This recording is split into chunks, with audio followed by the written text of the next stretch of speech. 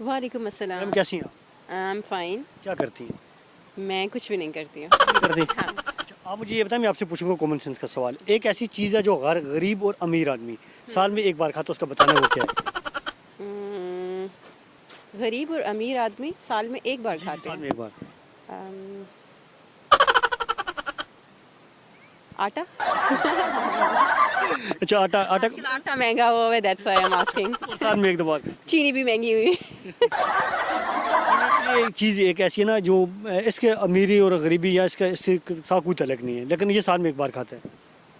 थोड़े से हिंट्स दे देंगे। साल में एक बार इसमें हिंट दूंगा तो जवाब आ जाएगा।